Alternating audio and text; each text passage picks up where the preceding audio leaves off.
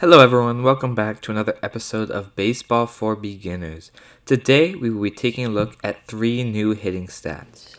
All these stats are just combinations of ones we've learned in the last episode, and if you haven't seen that one, I recommend watching it for your knowledge for this video. These 3 stats are much better indicators of how good a hitter is than the triple slash we looked at the last episode. They are OPS, ISO, and weighted on base average, or WOBA, whatever you like to say. Let's start with OPS, or on base plus slugging, or the offensive power statistic. This stat does what it says. It adds up the slugging and the on base percentage. So that's the formula for it. And here's the full formula if you don't know what OBP and slugging are calculated as. You just take the OBP and add slugging. So if we look at power hitting machine Chris Davis, we see he had a 326 OBP and a 549 slugging. Add those together and we get an OPS of 874.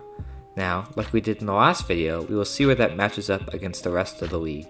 He falls into the above average category, almost into great. So, as a rule of thumb, if you're over 900, you are probably an all-star. Over 950, you're probably going to win the Silver Slugger. If you're over 1,000, you're going to be in the MVP talks. If you're over 1,100, you most likely won the MVP. Over 1,200, you're starting to reach uncharted territory, but one season above the rest. In 2004, Barry Bonds hit a miraculous 1422 OPS, and the next closest to that was Barry Bonds with a 1381. Now, I know what you're going to say. Why should I use OPS?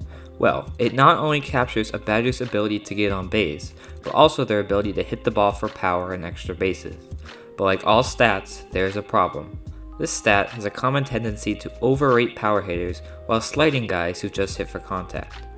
It is important when using OPS to look at a sample size and when it was from. A 900 OPS in the 90s was much less impressive than it is today.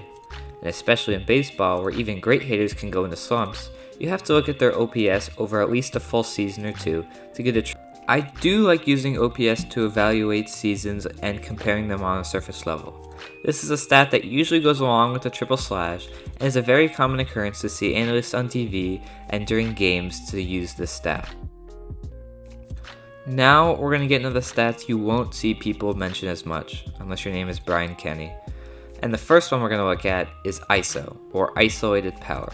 It's a pretty easy stat to understand, so don't worry, we're not getting to the hard stuff yet. I have found recently that a lot of people haven't even heard of the stat, which is really interesting because I think it's a pretty good one. But here's the formula. Pretty easy, right? Just slugging minus average. Or if you want the full formula, here it is. Now, let's look at Chris Davis and see where he ranks. He had a 549 slugging and a 247 average, which comes out to a 306 ISO. And look, he is above excellent. He was one of the best this season in this category. But what is ISO, and what does it really mean? To put it in easy terms, ISO is just the number of extra base hits a player gets per at bat. So this stat is really helpful to be able to evaluate guys with similar batting average to determine who is really better and more valuable. So if player 1 and player 2 both hit 275 during a season, you can't really tell who had the better season. So we're going to take their isolated power and compare. Let's say that player 1 has a 150 isolated power, which is about league average, and player 2 has a 200 isolated power. So obviously player 2 is going to be more valuable to the team. There is a big problem, however. A 200 isolated power could be a player that hits 150 or a player that could hit 350. That's why you have to compare guys with similar averages to see their true value and true power. And the third and final stat of the day is one of my favorites. It's easy to calculate and a pretty cool stat. It's weighted on base average, or WOBA. Don't worry, it's not as complicated as it sounds. This is how it's calculated. Seems kind of hard and complicated, but it just values different hits either better or worse. So as you get more bases per hits, your weighted on base average will go up.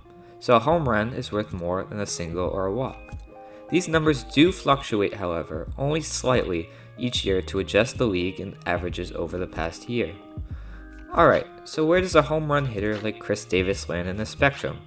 Well, I'm not going to go all through this gory stuff and go through the formula and see what his weighted on-base average is, but his weighted on-base average in 2018 was 365. If you don't want to do the calculations like most people, just go to Fangraphs.com for all their stats. That's also where I got this, and it shows that Davis ranks above average, really close to great. His home runs help out a lot in this category. Alright, so why WOBA? Well, it gives a more clear idea of how much a player contributes to runs to a team. Also, if you know what a good OBP is, just think a good WOBA will be around that margin. I love this stat because it values what's more important and it helps show how much value a player has. And I think this should have been the Moneyball stat in the movie if you saw it. They use OBP a lot, but I think weighted on base average is a much better indicator of how well a person gets on base and how well they can hit the ball. In the next episode of Baseball for Beginners, we will be taking a break from batting and head over to pitching stats for a little while. Thanks for watching. Remember to like and subscribe for more. Check out on Twitter and Insta at Jackson Dells, and check out my website www.dellsfilms.com for trivia, YouTube news, and a Red Sox blog. Bye!